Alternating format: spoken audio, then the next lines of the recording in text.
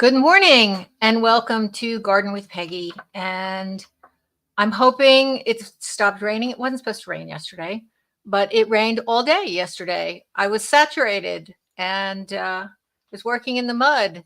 Um, but it's supposed to be nicer for the next few days. And according to the long term weather report, it's supposed to be sunny Friday, Saturday, and Sunday. So the plant exchange seems to be looking good for the weather, at least so far. Since we had two rained out events and one spectacular sunny day, could go either way. But and I also want to remind everybody that the music is going to be extra special since we have two singers joining us, Rose and her husband, boyfriend Doug. Boyfriend Doug. And we've heard them both sing before, and they're great. And so very excited. Of course, Tommy will be playing his guitar with all his magic doodads that make it sound like it's more than one instrument. So that'll all be good.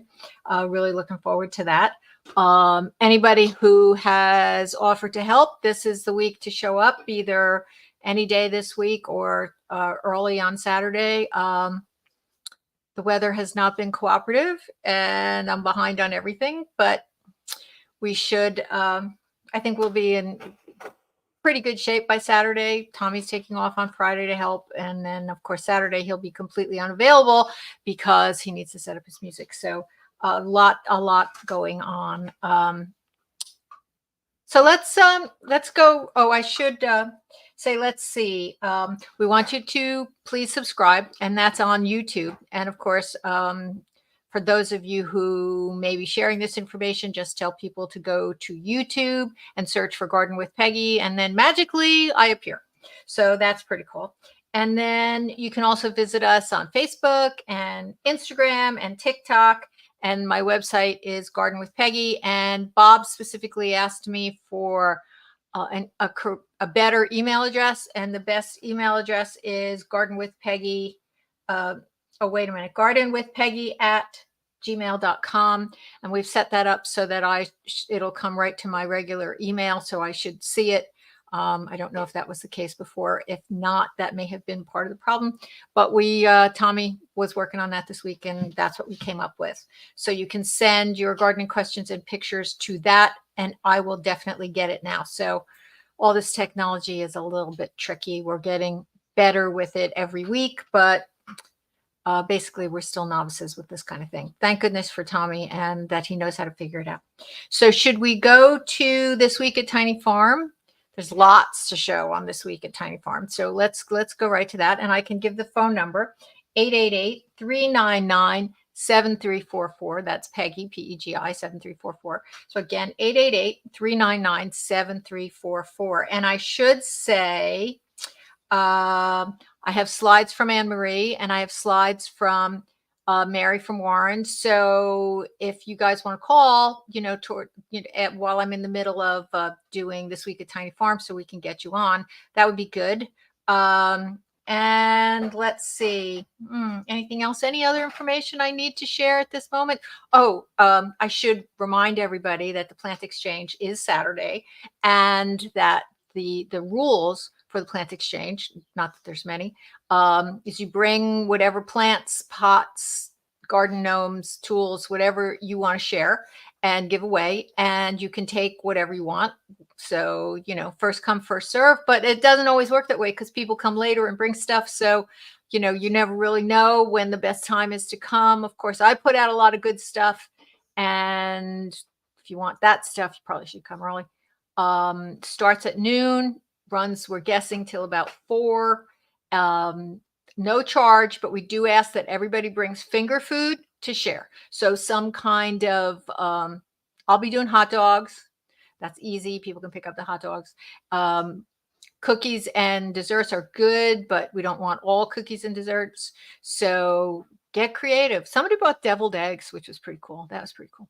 So that's good. Or I'm sure you can get creative. Those little pizza things, or pigs in a blanket, or I don't know. I'm sure you can come up with little sliders would be good, but whatever.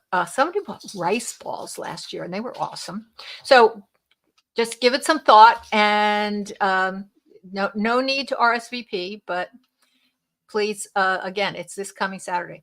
All right, so this week at Tiny Farm, this was not a Tiny Farm, but I always start out with a cool animal picture, and this is about as cool as it gets. This was taken by Danny from Metuchen, and she sent it to me. This is an action shot of the squirrel that is tormenting her, eating the viburnum flowers. They must be very tasty, but what a photograph. That is a great shot, and it's actually a very cute squirrel. I mean, I know that squirrels are problematic, and we just spent $4,200 to get the squirrels out of the attic at the Ocean Grove house. $4,200. So yes, they can be seriously problematic, but he's still very cute. All right, this is a very weird thing. Okay, let's make this full size, please, because I want everybody to be able to see it. Okay, look, can you see closely that the flowers on the right are paler than the flowers on the left? And the only way you can see this is to make it big. Okay, you can go back to making it small now. So this is a horse chestnut tree, and it was just at the bank parking lot. But here's the two different flowers. And then the thought crossed my mind that maybe the paler ones were faded ones from the ones on the left, but that doesn't make any sense. Why would they all be on the right and the dark ones all be on the left? I thought that was kind of fascinating. And then here, the final shot of this is the trunk. What exactly is going on there? Was it a wire that is going to eventually kill it? Is it a graft? It sort of looks like a graft, but I would have thought it would have, grown over at some point and been a bump, not necessarily a divot in the whole thing. I do not know what's going on. If anyone has any input, that'd be great. But it is a beautiful and really weird thing. All right, this is my Egyptian onion. One of my viewers, who was a listener at the time, gave me this a couple years ago, and it just didn't catch. I had it, and but for some reason, this is the year, it just went bananas. And you can see they're also called top onions. And you can see in the picture on the right, it actually develops bulbs and leaves on the very tippy top of the branches. It's a very cool plant. And yes, it tastes like onions. This is a rose. This is a beautiful little miniature rose that's in the greenhouse. It was in the ground, but I dug it up and put it in a pot. And miniature roses just seem much happier in pots. Okay, this is the peony. This is an ITOH, yellow peony. And that is a cross between a tree peony and a herbaceous peony. And that's how they got a yellow peony. There are yellow tree peonies, but there are no yellow herbaceous peonies. And it's just so incredibly beautiful. And I love the foliage, so that when you cut the flowers back, if you cut the stems back so that they're hidden in the foliage, it's just becomes a very pretty bush for the rest of the season because the foliage is so nice. I even love the buds. Look at that bud. It's just so appealing. It's like I want to pluck it off and eat it like a strawberry, but not the thing to do. And this is a close-up of the flower. Just stunning. Just really, really, really beautiful. And it's a joy to look at this one. It's also iris season, and these are my Siberian iris, and we have a cluster of them. If you remember, this is what I used, my new toy, that little hedge pruner that had a grass attachment, and I cut back all the old foliage in about a minute instead of doing it by hand, which would take an hour or so at least. And that was a great discovery. And that on the right is just a close-up of the flower. It's just lovely. And right in front, my purple Siberian iris, right in front of my purple house. Oh, the Baptisia. I showed you this in bud. Buds have not yet opened, but it's going to be pretty dramatic. And this is the other one. This is the yellow one, also just about to open. There's a pink one that seems to be, that variety seems to be more delayed. That's in the front of the house, close by to its friends, but in the front. And that one is not showing any color yet. So that variety is a little late, which is nice, kind of spreads it out a little bit. And the Mandevilla vine in the greenhouse is doing really, really well. That's one of the plants that we need to take to Ocean Grove because we have a spot for that. So we need to remember to load that up on the truck this afternoon. And this magnificent clematis is on the fence, growing on the fence between us and the bus company. If those of you who don't know, we live next door to a bus company. That sounds awful, but it's really wonderful. So they take magnificent care of the yard. And when I look out of the kitchen window, I see their front yard and it's all very well maintained. But they have this fence, which is great. That whole long 500-foot side of the property, they have that fence. So we didn't have to fence in that side, but a beautiful, those flowers are 6 inches across. They're just stunning. And okay, this is my wizard, and he's in front with his purple magic ball. And I was adding the Mexican petunias. I had 6 of them, and I had shown you pictures of them blooming actually in the greenhouse in the past. And they propagate pretty easily. So I had 6 last year. For whatever reason, they didn't bloom until very late. They didn't look very exciting.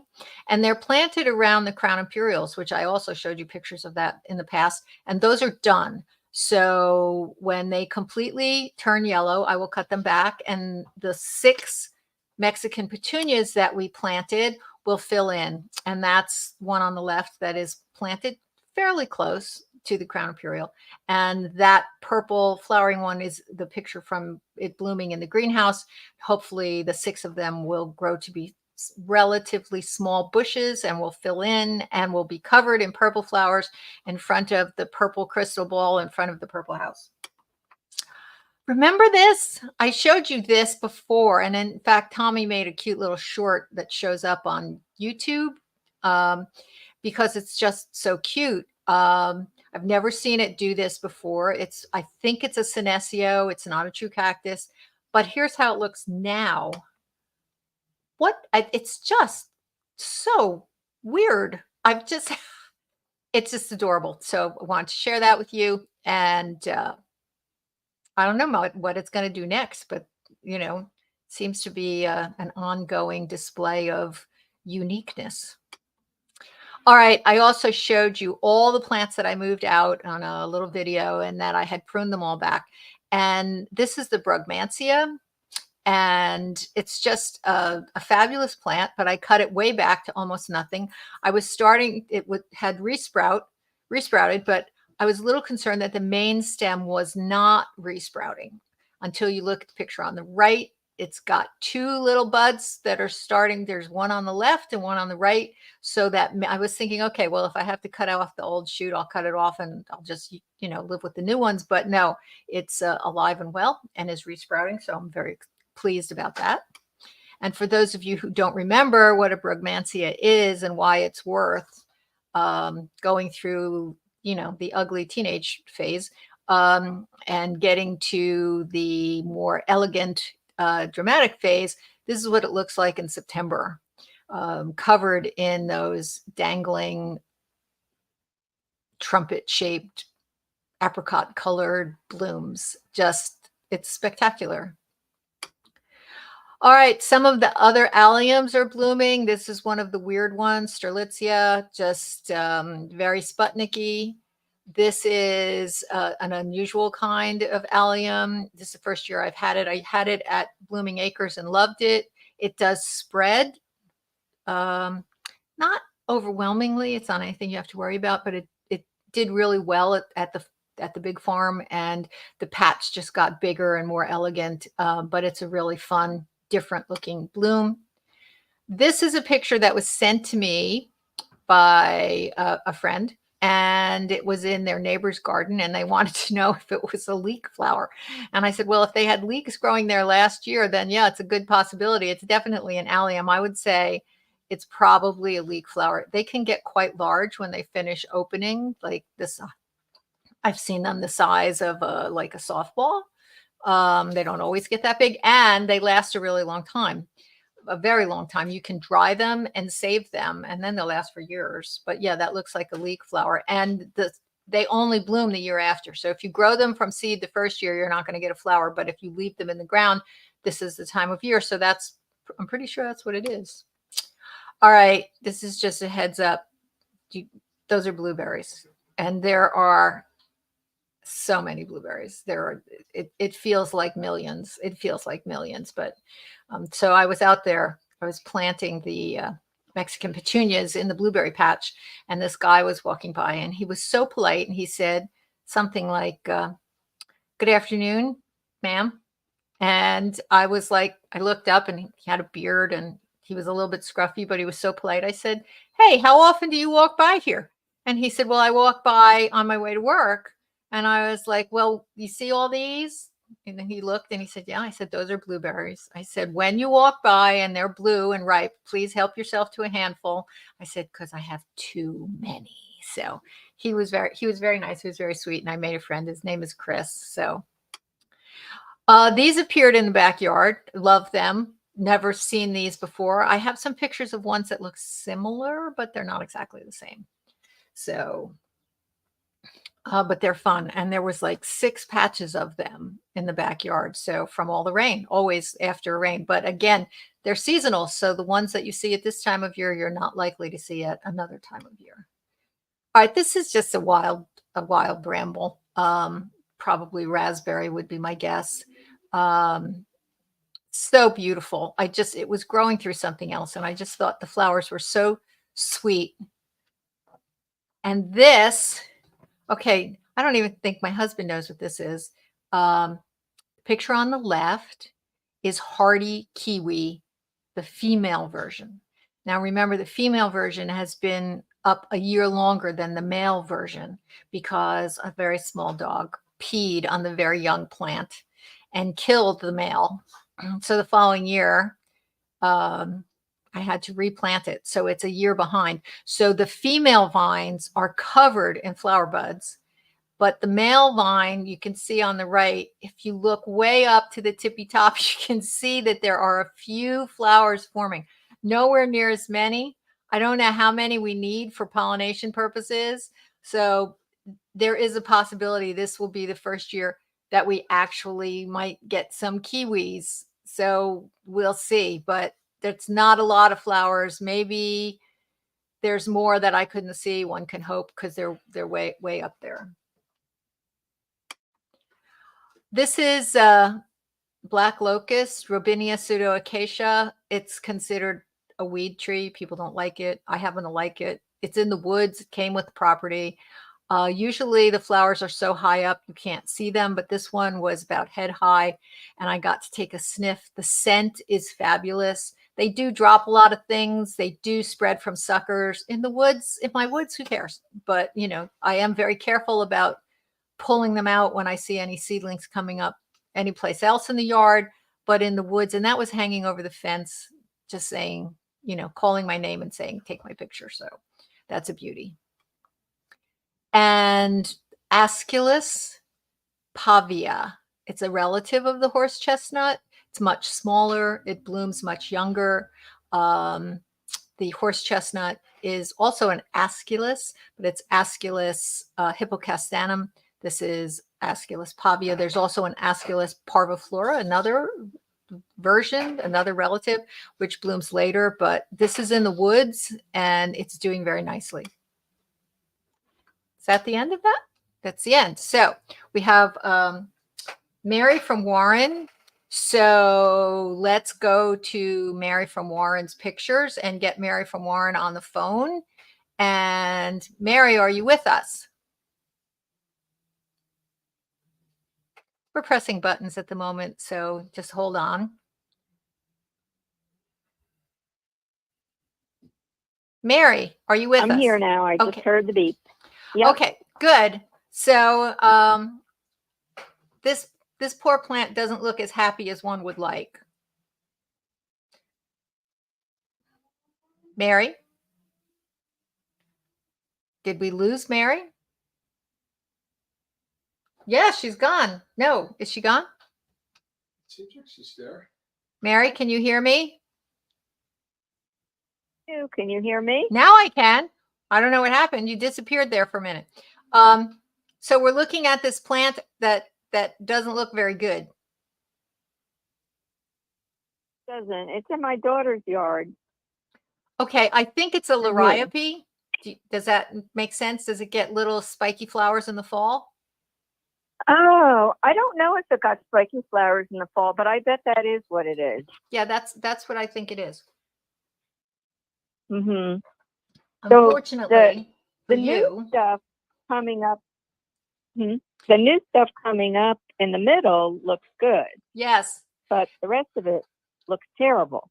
Okay. This is one of those things where you have to cut it back before the new growth comes out.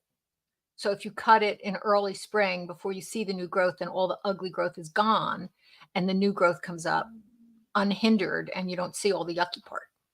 But you've kind of missed that. So you could do a little hand pruning of the worst part, but you don't want to be cutting off the new growth. So maybe you could give it a haircut of the yucky stuff around the edges and maybe across the top a little bit before the new growth comes in and gets any taller. And with luck, the new growth will then get taller and override what's left of the ugly stuff. But for next year, you need to, or your daughter needs to cut that back like in March or April so that it's all gone and then the new growth comes up fresh. Oh, okay. All right. I'll let them know.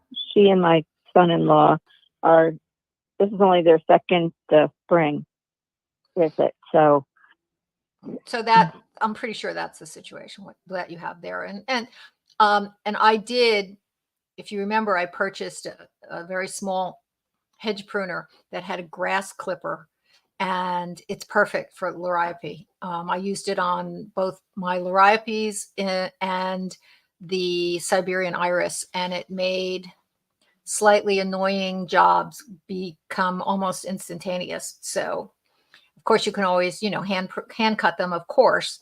But I found that to be a real time saver. All right. And this is also at your daughter's. Is that correct? Yeah, I don't see the next picture yet. Yeah. Okay. So see the picture on the right. That's what this yucca looked like last year. It was gorgeous with that big, beautiful flower stalk on the top. The one on the left is what it looks like now. There's a new piece that's kind of grown up behind it. And the front part pretty much looks totally dead. So I didn't know if they could just cut that front part off, kind of above where the piece in the back is coming up from it, because it's coming from the same plant. Yeah, you can do that. My concern is why is it doing this? The yuccas don't have a lot of problems, but they are desert-like plants. Is there a sprinkler system in that bed? No. Do you know if they water a lot? I don't think that they do. They're kind of minimalistic in what they try to do out there. They keep the grass cut and want things to look nice, but I don't think they've been watering very much out there, but I can double check with her. Well, there is a disease that gets on yucca, but it's very unusual because it's such a hardy plant. I checked to see if any of the branches are likely to die back after blooming, because some plants do that, but no, that's not the case with these. They should come back and rebloom every year. They will continue to get taller and the older leaves will die. That's not unusual. If it gets too palm tree-like, if you cut it back, it will usually send up pups, or you will see it sending up pups, and then it's a clue to cut back the other one. Like the picture on the left, that pup has gotten pretty big, so But usually the reason that you get the leaf spot disease is that it has too much water because it is a desert plant. Maybe it's just all the rain that we've had this spring. Could be that because there has been a lot, but it looks not so good. So I would definitely cut that one off and keep your fingers crossed and see, maybe it may send up additional shoots from the base because it's not dead. So if you cut it back and leave a little bit of the trunk, not a lot, just a couple inches of the trunk at the base, it may encourage it to send up more side shoots. Oh, okay. Okay. All right. And this We'll is get on. another picture that you sent of other ones. This one looks somewhat similar, but not as bad. And it is only the older growth. And yes, if you remove all of those leaves, here's a question. If it's only their second spring in this house, were these plants there or did they plant them? Yes. No, they didn't plant anything. Everything that's there was done several years ago by the owners. And they spent a fortune on it. They actually, they had all the information from when they had done the landscaping. So they've been there for quite some time. Well, like all plants, nothing is, the term evergreen means evergreen, doesn't mean living forever. So that's, a mistake. People often think that plants that stay green through winter shouldn't get any brown leaves, but they always shed. All evergreen type plants shed their older leaves. So if these have been in the ground for a long time, maybe they've been there 2 years. That seems like a reasonable amount of time, that if they'd already been there for years before that, that they would have just passed the point where now you're seeing the old leaves die. Does that make any sense? Because when they first got there 2 years ago, there was probably brown leaves underneath, but they weren't very obvious because the green leaves still covered them. But now, 2 years later, they're seeing this does not look like it's the same situation as on the other one. The other one looked diseased all the way up to the top. This does not have is not spotted all the way up to the top. It just has old brown leaves. So yes, you can remove the old brown leaves. You can cut them off or pull them off. And again, you might be surprised if you get under there, there might be pups coming up from the bottom. Because there's this really cool, interesting aspect of the way plants grow. And the most classic example to describe it is how Brussels sprouts grow. Every Brussels sprout that you eat really wanted to be a branch. It's a bud. A Brussels sprout is a bud. And they don't grow until the plant gets tall enough for the chemical that's produced at the tip can no longer reach all the way back down to the bottom. And when that happens, it's actually a growth inhibitor. The plant produces its own growth inhibitors. And so the buds can't form until the plant gets so tall that the chemical inhibitor can't reach the bottom. So then the sprouts start to grow. It's behind the whole process of pinching. When you pinch your begonias or you pinch your mums so that it sends out side branches, you're actually removing the tip of the plant that produces the chemical inhibitor. So with these yuccas, maybe there's some, quote, Brussels sprouts at the bottom because they've gotten so tall and you've got so much ugliness that you might, if you remove it, you might see there might be 3 or 4 sprouts at the bottom that you can't see at all now. One can be optimistic and hope, right? Oh, absolutely. Oh, yeah, no, that gives me something to look for now when I go to help them cut all that dead stuff off. So that very well may be the case. And if they're not there now, they may form this year. And then, of course, you can always just cut them down and they may resprout that way. I'm sure you've had plants where you've cut them way back and then you get, a lot of suffering. So that's a possibility, a little more dramatic, a little more drastic, but if they look really weird and ugly before I would dig them out, I would try that. Okay. I That think sounds that's your good. last picture that you sent me, right? No, one more. There oh. was one picture of an Two azalea. pictures of an azalea, and there they are. Um, That's weird. I have a question. Was this pruned at all? Did anybody go in and prune this at any what time? was he? Well, yes. I actually asked my son-in-law. He said that probably about 3 or 4 weeks ago he pruned it. At that point, there were no flowers anywhere, and last year the plant was pretty small. It was, like where you see the flowers, that was the top of the plant last year. So about 4 weeks ago or so, he just pruned it back a little bit, and then it looks like it just went wild and crazy. I've And had then days like that. So, okay, Mary, this is what I think happened. He totally pruned it at the wrong time of year because he cut off all the flowers. So it wasn't putting any energy into flower production on that whole part of the plant. And so because it wasn't making flowers, it went crazy. I mean, and that's what you do. Have you ever been told or learned or read or tried that when you stick annuals in the ground that are blooming, that the smartest thing you can do is cut off all the flowers as soon as you plant them? oh, And the okay. reason you do that And then is because it forces foliage to grow, because it removes the reproductive part and it encourages the vegetative part. And the reason that you do that with annuals is so you get a stronger base of foliage, so that as the summer progresses, you get even more flowers.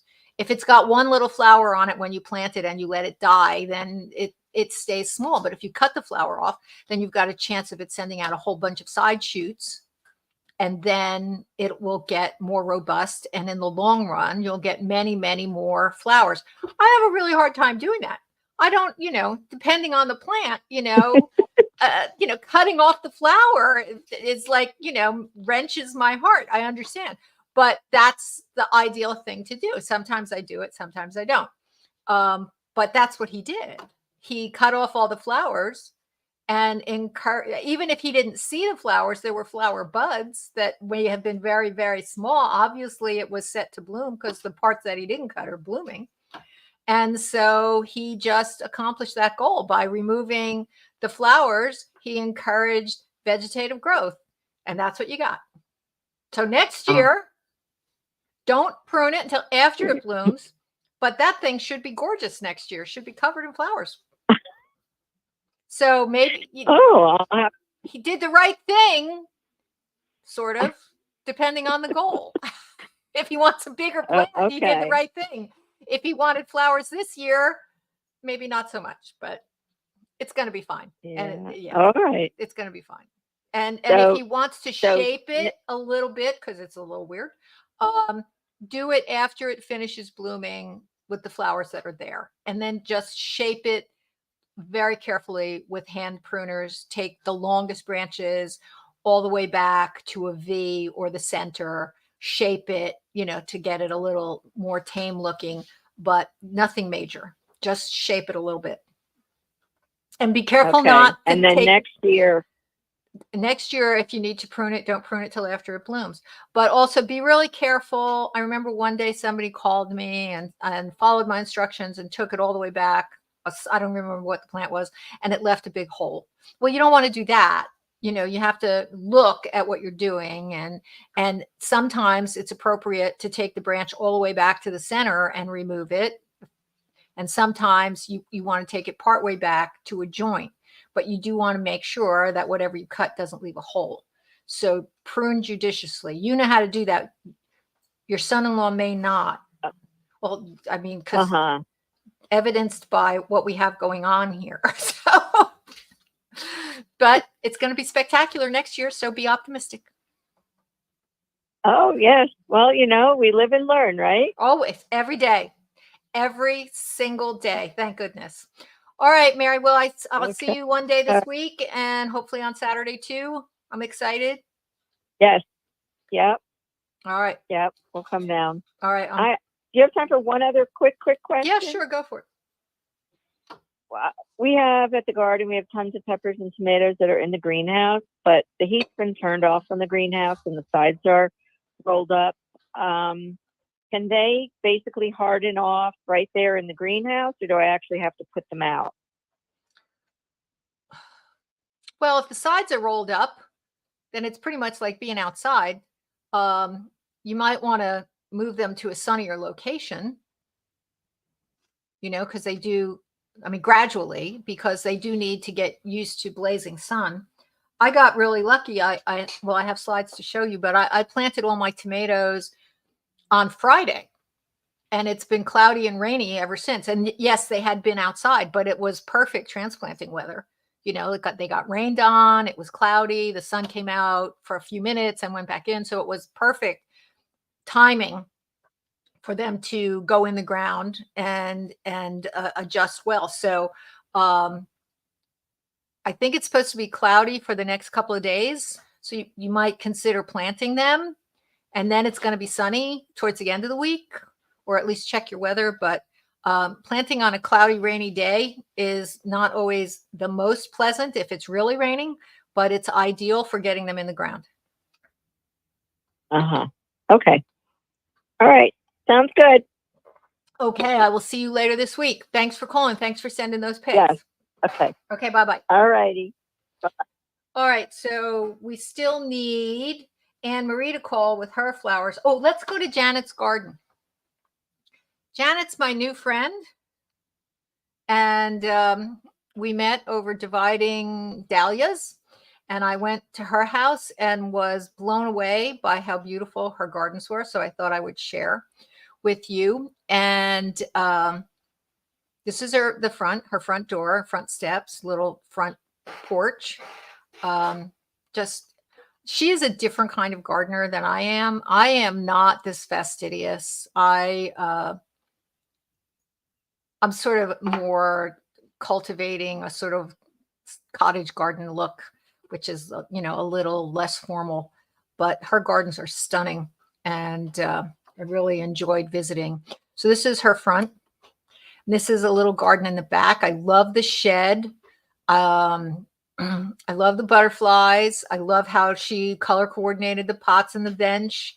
It's perfect. It's, just perfect. And we had a grand time chatting and touring and taking pictures and just talking. It's not even a huge backyard. It's a nice sized backyard, but it's not big. It's a very a Cape Cod house and an appropriately nice sized backyard. But it's every nook and cranny is magnificent. That's a close up of that purple clematis, which is on the little shed, which is just lovely. This is another garden. She got that light out there. The trellising in the back is really for, I think that's her vegetable garden back there. And I think it's for peas. I think that's for peas. But everything is just so beautiful. This is the side garden. This is actually the garden that you see. And she has an interesting mix of putting things out there and plants, and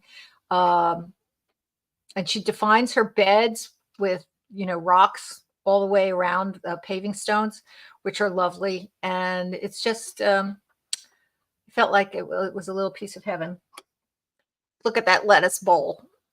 Makes me want to be a rabbit.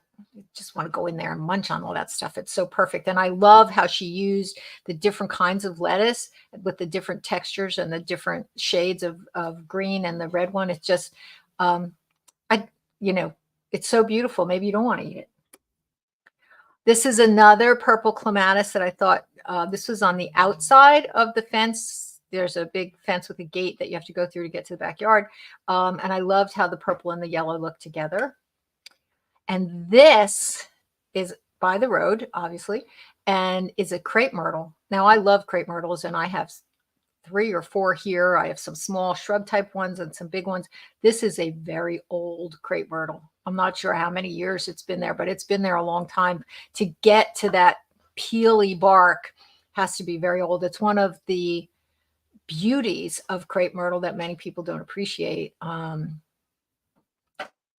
They have to be old in order to do that. And they do shed. The ones that we had at Blooming Acres off the back porch were just beginning to do this. 'Cause they had gotten very tall. They were quite beautiful. But I just thought this was stunning. All right, so this is fun. This is her hedge, and it's a privacy hedge. And keeps it if I knew what kind of plant the hedge was. And I said, well, I think it's more than one thing. She said, no. I was like, yeah, I think it's more than one thing. I said, there's the red part and the green part. And she said, oh, no, the green part just has to get bigger, and it's really the same. So we looked closer. I was pretty sure that the red part was Photinia. I don't know that it has a common name. That's the only name I know it by. And this is a close-up of the Photinia and the new growth, the red foliage, and the blooms are on older growth. But that's definitely a Photinia. This, on the other hand, doesn't look like that. And if you notice, there's no red even on the stems. Can we back up a picture? I can do this, right? Let's back up. Okay, you can see that the stems are red or have a reddish tint to them. If you follow those red leaves back, you can see that the stems are red. And on this one, there's no red on the stems. This is and I was not sure what this was at first. I've never seen it quite that big, but this is a kind of euonymus. And I think it works great. I think it's, pretty fabulous that it's all together and makes for a much less boring hedge. I think, creates some diversity and the different colors. I thought it was fabulous. So, so that's what that was. But and she was taken by surprise. And there was just flowers tucked in everywhere. And it was just a delightful trip. I'm hoping that she comes to the plant exchange on Saturday, and maybe some of my other gardening friends can get to meet her. Okay, so what's next? Anne-Marie, yay! Anne-Marie has called, so that means we need to go to Anne-Marie's flowers. Anne-Marie and Uncle Art send me pictures pretty regularly. Good morning. Good morning. How are you? I'm good, and it's sunny and bright for good. a Sunday and a rain day, so we're good. We have to finish up in Ocean Grove today, but we were outside in the rain all day yesterday. We did get quite a bit done, but how's your dogwood tree?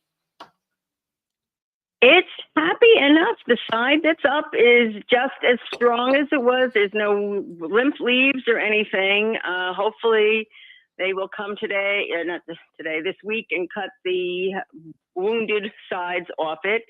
So it's very healthy on one side, and it looks like it has two broken arms on the other side. Oh, so it's pretty okay. Well, as long as the one part's okay, it should survive. So if you were looking at your screen, we're looking at your grandmother's peony, which is I know. That's one of the first ones that bloomed. So I said, oh, well, we need to have a picture of that. Yes. And is it slightly lavender on the back petals?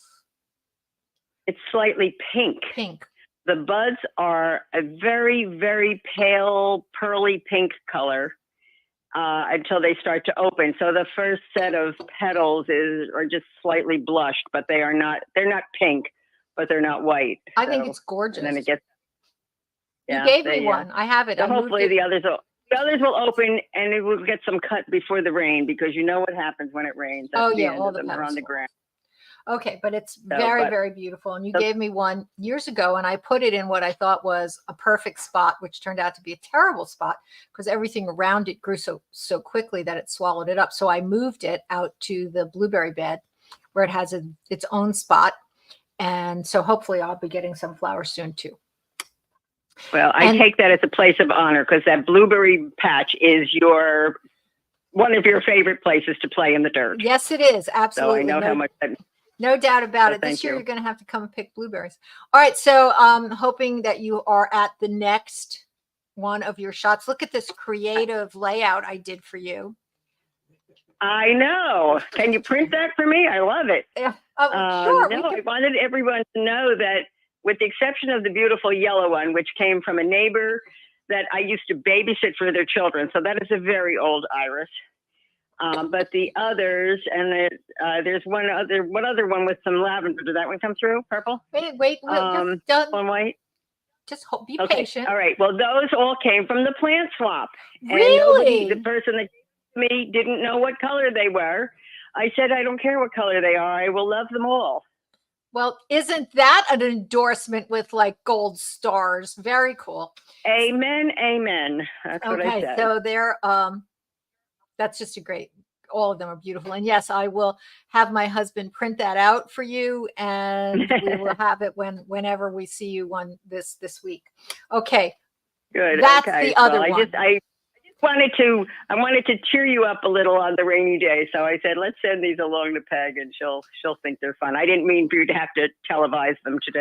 Only because I wanted to. There it is. It's my show. I can do what I want.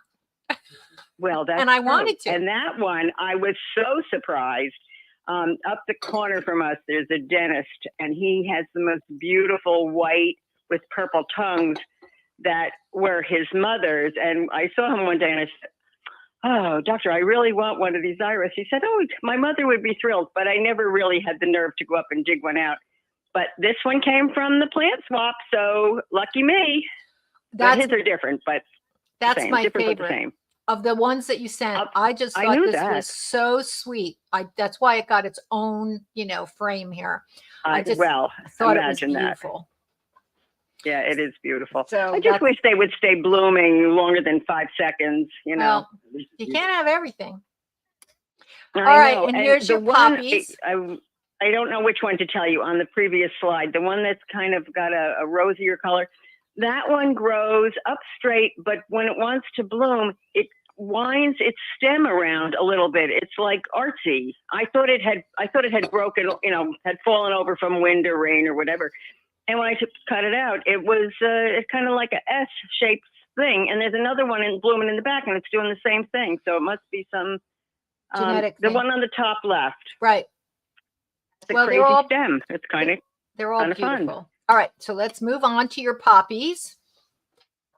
Oh, that's my poppies, and they're blooming so appropriately this year, so they'll be ready for Memorial Day. The first one is starting to finish, but the others are just opening. So and I got some questions about poppies, about when the best time to divide them is, and the best time to divide poppies for everybody else who's listening is in the fall. Poppies have a somewhat interesting growth pattern in that they bloom in the spring, and then they die completely back and are gone for the summer, and then they emerge again in the fall. And that, when they emerge again, is when you want to divide them. As a rule, and of course all rules are meant to be broken, but as a general rule, things that bloom in the spring get divided in the fall, and things that bloom in the fall get divided in the spring.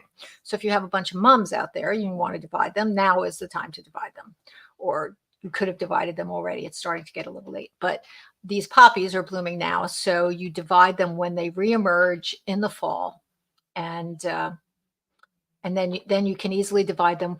And the reason for this is you don't want to disrupt the blooming cycle. So to divide them in the spring, you disrupt the bloom. So that's why you want to wait until the fall, and then they'll reestablish themselves and be ready to bloom again the following spring. But these are very pretty. Well, that again is a treasured plant because it's from the same neighbor that gave me the yellow iris. He actually gave me these plants when we moved back into rebuilding our house post-fire. And it took a long time for this to really survive because the deer think it's salad and they want to eat it as soon as it comes out of the ground. Oh. And I don't know why they gave up on it, but I'm glad they did because I'm not splitting it. The other one didn't survive. I don't care. I just have this one and I'm to just be happy with one. Okay, I think that's your last picture. So we'll see you later on in the week, I hope. And everything is progressing here.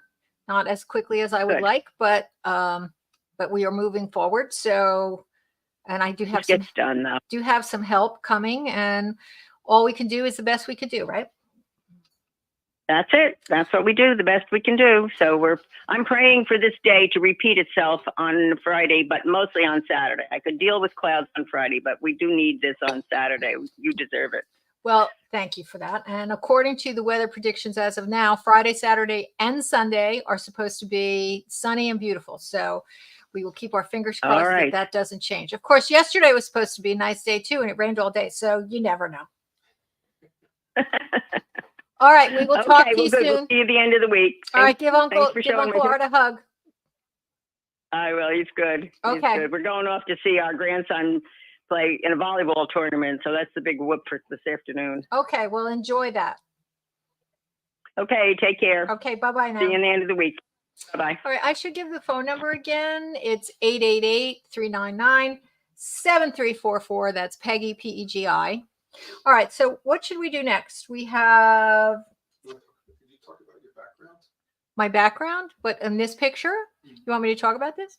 This is my greenhouse. Some of the plants that are in there have been moved out. Certainly not all of them, but some of them. There were some overwintering things. If you look straight all the way back, there's an orange tree there, and that's been moved out.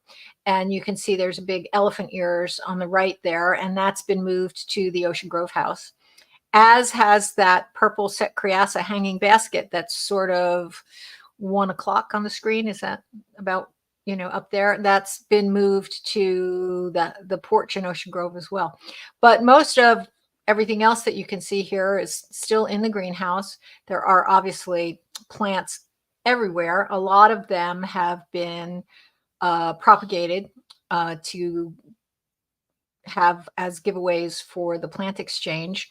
That's one of the things I'm going to need some help with, sorting through and looking for duplicates, because of course I also give them away during the course of the year when I want to bring a gift or a thank you or something. I'll find a cute little plant that I propagated.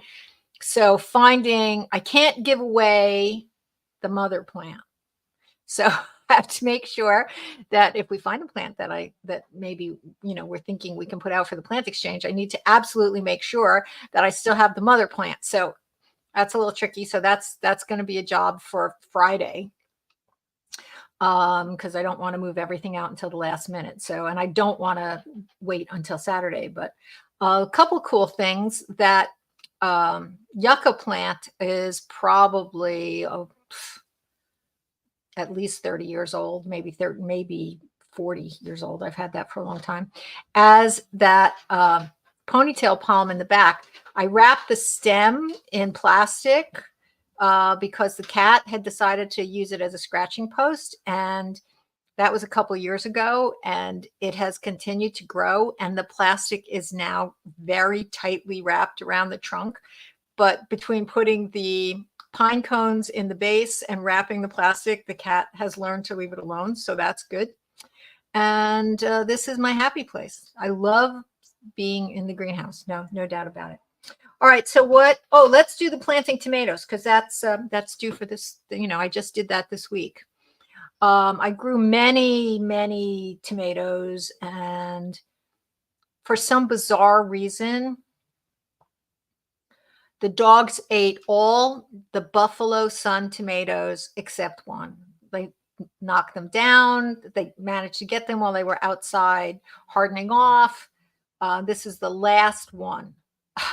These are the seeds that germinated nicely, but I only had like 10 seeds, and they were $1 a seed. Between the price of the seed and the price of shipping.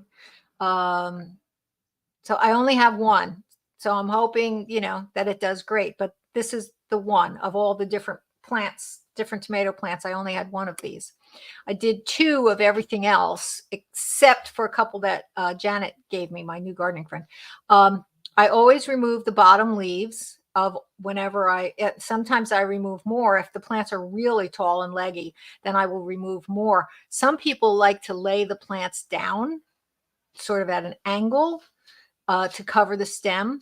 I worry about putting stakes in or weeding, that it's going to get damaged when you're working in the garden. So I just dig a deep hole, and I've been using these tongue depressor type markers to mark everything. I really like them. I got them at the dollar store, a whole pack of them. So that works out. And I use pencil. That seems to be the best. And I added fertilizer. The bed's been prepared for a few weeks, but I added fertilizer around each plant. and dug a pretty deep hole and then put the soil back up to the lowest leaves that were left on the plant, and then added the tomato cage. Not sure that these tomato cages are going to do the job. They have not been particularly successful, but the problem is not with the cage. These are big tomato cages. There are smaller versions of this that are totally ineffective, but these are big and they're sturdy. But about what, 15 inches down, Tommy? Maybe not even, about 15 inches down, or maybe not even so. There is a hard pan that is solid sand and stone. And I have double dug the beds. I've added a tremendous amount of compost, but trying to get the tomato cages to go deeper is almost impossible. So I thought that this year, what we would try is putting it up against the fence. It means I can't use the fence for other things, but putting it up against the fence. And as the plants start to get a little bit bigger, I can secure the top of the cages to the fence, and hopefully that will help keep them upright. That is the plan. And that's what it looks like. Doesn't that look good? Yay! I got all those tomato plants. And of course, the Egyptian onion is keeping them company. So have we, we only have 4 minutes left. So if anybody wants to call, now would be a good time to call. Let's do, can we do the video? The Iris cristata, let's do that video. Now the Iris cristata is an iris that I found at Mike's. We love Mike's on Riva Avenue in Milltown on the edge of East Brunswick. Love going there. And it was an iris that said plant in shade or part shade. So it ended up getting planted in the woods. I only bought one pot, but we did divide it up and got 3 plants out of it. And they are doing okay in the woods. And there's a lot of other things that are coming up. Hopefully the woods will be in reasonable condition to so people can go back there and just look around. It's very much woods. Don't mistake me, but we have been adding different things to bloom and to make it feel like interesting woods. Still woods, but interesting woods. Okay, can we show the video?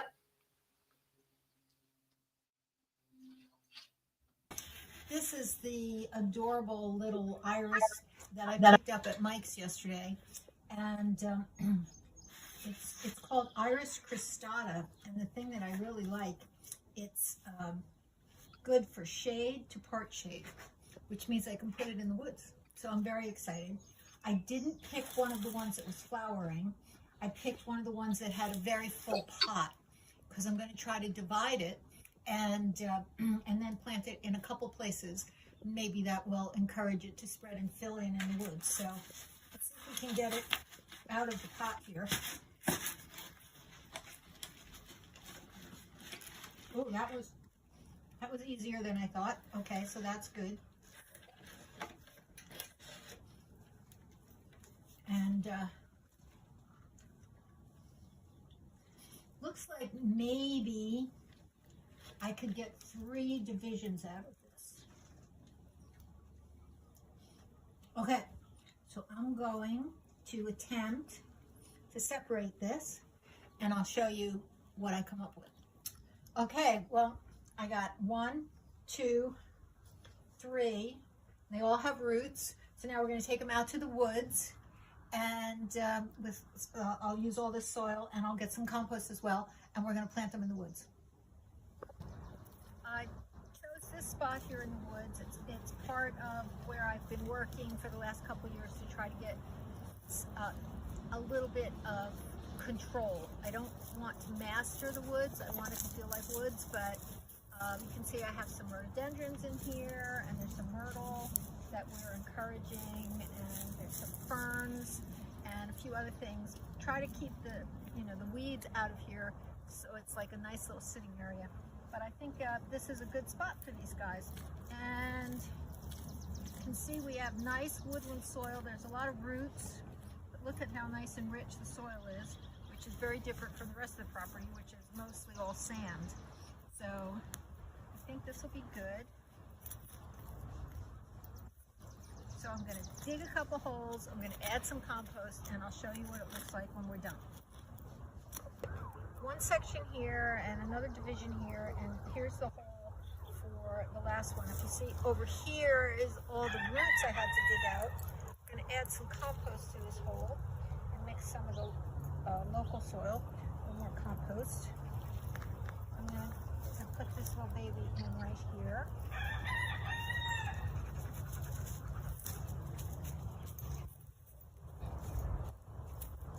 Also pulled out all these rocks. I can't believe how many rocks are in the soil here.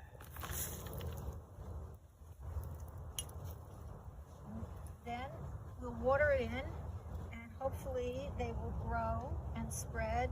And this time next year, we'll have lots of pretty little purple iris flowers in the shade, which I've never really heard of irises that are real shade tolerant. So this should be both an experiment and an excitement. Okay, we have a caller. Actually, we have two callers. I certainly don't want to not answer people's questions. So even though we're running a bit over time, we're going to go to Amy and we're going to chat with her first. So good morning, Amy, and welcome to Garden with Peggy. Are you there, Amy? Sure. Hi, I'm how here. are you? Good morning. Good morning. I'm fine, thank you. How are you? I'm a little Okay, overwhelmed. There's a lot going on, but basically I'm great. I'm overwhelmed too. My tomatoes didn't get enough sun, and I'm so far behind. But my rhododendron, which it goes up to my second story window, Wow. and is just magnificent. But this year it's not. And I looked at the base, and there are bug holes. I emailed you or Gmailed to your Gmail account, and I sent pictures, but I think it's termites, but I don't know. And can I save it? It doesn't look good. Termites? What? That would surprise me because termites don't get into healthy wood, so that would surprise me. But there is something called a rhododendron borer that it's Okay. more likely that it is, which is really problematic because when I first started in this field very, very long time ago, there were chemicals that controlled borers, but they were nasty and they're no longer available. So my father used to use those for peach borers. Right. And then you can't get it anymore. We couldn't use them anymore. Right. Yeah. So so there really isn't anything particularly effective against borers. I can do a little research for you this week. And are you planning on coming to the plant exchange? I am. Oh, good. Thank you. Yeah. Okay. Well, that's very exciting.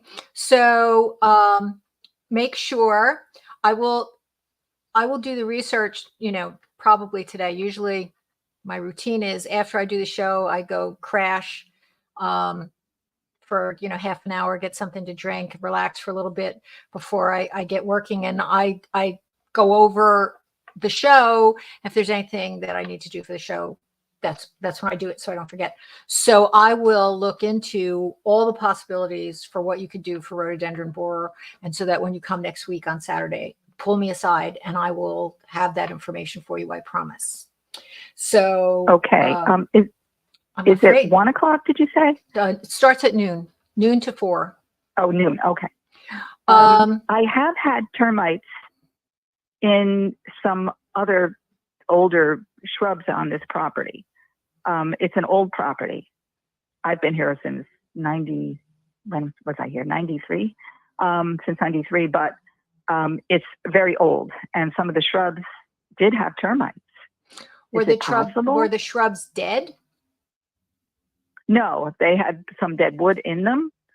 But they were, and there's some of them are still here. So some of the shrubs or some of the termites? The shrubs. Okay. All right. Well, we did have the house, the property treated with whatever stakes or something. Right. And I did get them in my side door, which is close to that bush, that rhododendron. So I don't know if it was termites. Is that more Well, hopeful than a termites are borer? kind of very, interesting creatures because they don't live in wood. They eat wood. Yeah. Which is different than carpenter ants, which live in wood and don't eat it. Carpenter ants live in wood and then they spit the wood out and make a nest in the wood. Your termites Yeah. nest, in the ground and then travel up and make tunnels so that they don't dry out, and then get Yeah. into the wood and eat it. But the wood looks chewed as opposed to holes. We're familiar. My husband replaced the whole front of the old garage. Right. So it looks like it's been. When he took the siding off, it was eaten. Yeah. So it definitely. Are those termite holes? That's her. Oh, this is your pictures. That- Okay. These are my pictures. Oh, wow. My husband was very efficient. Oh, thank you. That to me doesn't, I'll look into it again. You I see how don't the bark claim is to be, missing too in that one spot. I don't claim to be a termite specialist or expert. I do the information that I've shared with you, you have to keep the wood dry and you see the tunnels and you have to treat and all those things. But that doesn't look right to me, but it could be. I mean, the world of nature does a lot of different kinds of things. So, wow, that's quite an impressive rhododendron. But again, rhododendron borer makes holes. Borers make holes. So let me check and see. Oh. I will look into both rhododendron borers and termite damaged. Oh, geez, that's gorgeous to see. And we will we'll see what we can come up with. Isn't it? Yeah. It is a Okay. very It's old, so sad. Yeah. old tree, shrub, somewhere between a tree and a shrub. And we will come up with, the best that we can. I can't honestly say that I'm overly optimistic, but that doesn't mean that it's going to die right away or anything. Let's see what we can come up with, but it doesn't look like termites to me, but it could be. Again, I'm not perfect in this, but I do know where to look. So let me find out as much as I can, and we will see you on Saturday, and I'll have as much information as I possibly can for you. Okay. Thank you so much. You're very welcome, and I'll see you then. Okay. All right. Have a good week. You too. Bye-bye now. All right. We have Sue from Madison. Hey, Sue, what's up? Hello, Peggy. How are you? I'm good. How are you? I haven't heard from you Pretty in good. ages. I forgot you were on. I'll tell you the truth. I just forgot about it. My heart is breaking, Sue. Yeah, well, now I remember, so I'll be tuning in. Well, all the shows are archived. Not that I expect you to go back and watch all the shows. We're up to like 41 shows, so I certainly don't expect you to go back and watch them. But if you are, so inclined at any point, they are still there. And it's so lovely to hear your voice. You just made my day. You just made my day. Now it's spring. Now I'm thinking about you with my problems in my garden. I'll tell you what happened. About a year ago, I didn't do it. I had my gardener plant 6 azaleas, 3 pink and 3 white, every other one. The pink, I took care of them. I watered them. I did everything. He had mulched the whole thing. The pink opened, but the white never opened. They don't look sick to me. What could be wrong? They're just not opening, the 3 white. Do they have flower buds? Nope, I don't see anything. Nope. They're just healthy looking plants without, maybe I saw one little white on one of them, but really they're just not blooming. Okay, when were they put in the ground? A year ago, 1 year ago, in April, I believe. Okay, then I would say. So they made it through last summer, and they made it through the winter and all the rain, and that's it. Okay, then just give them another year. everything, No kidding. not Wow. everything blooms the first year. It doesn't. Sometimes it Oh. takes things a little bit of time. They need to get their roots established and give it another Ah. year. And Should I fertilize them? well, don't? they've been in the ground for a year, but no, I would not fertilize them because fertilizer can inhibit flower bud formation. So Oh. I would wait another year Just before leave it you alone. fertilize them. He's gonna mulch all that. It's just what he does every year. Okay. And Well, that'll be nice. that's it? Yeah. I would just, they're newly planted. I know it's disappointing, Yeah. but still, you just, if the pink ones are doing okay and they're in the same area and the white ones look Okay. healthy, then it seems to me it's a variety difference. And there Okay. are, absolutely difference from one variety to the next. So it may Oh yeah. take that variety a little longer to get established to feel strong Okay. enough to make flowers. So Okay. One more quick question. My rhododendron is gorgeous. I was just looking at her rhododendron. It's very large. Usually, he didn't do it this year. Usually, he trims it. Is it to my advantage to give it a trimming every year? Is it good for the plant? For the bush, it's about 7 or 8 feet high, maybe 9 feet. only if it needs it. Oh, well, it needs a little bit. I don't want it to get that high that's going to grow to my roof. Well, then it's a matter of personal taste. I mean, rhododendrons, as long as they so it look won't harm healthy it. and full and you're not having any problems with them and they're blooming, there's not a great need to prune them. Nobody prunes them in the bloom is wild. gorgeous. It's orchid color, fuchsia orchid color. It's gorgeous. But if you don't want it growing too close to the house, or you don't want it getting too That's the tall, point. or you Yeah, don't want it yeah. growing into other bushes, then you Yeah. can prune it. Selective Prune it a pruning. little bit. After it finishes blooming, it should be probably blooming now. So after it finishes blooming, then you take, selective pruning, take the tallest branch or the widest branch, follow it back into the plant and find the right place to cut, either at a joint or all the way back to the trunk. And again, as I said earlier, you don't want to cut it all the way back to the trunk unless that's the appropriate thing to do. You don't want to leave a big hole. If it's a single stem kind of branch that only has one, main trunk on the branch, then you can cut that all the way back. If it has multiple branches, which many times rhododendrons do, you don't want to cut that all the way back at the trunk because then that's going to leave a big hole. So you have to, use your judgment. And when after it's finished blooming, or after in the it fall? finishes blooming, yes. Okay. So you've got, a couple of weeks before it completely finishes blooming. A couple of weeks, great. Oh, wonderful. Okay, well, it's good talking to you, and I'll talk to you again. I hope you come to the plant exchange. Any chance? I didn't even know. Now, when is it? It's Saturday. Oh, it's this coming Saturday? Yes.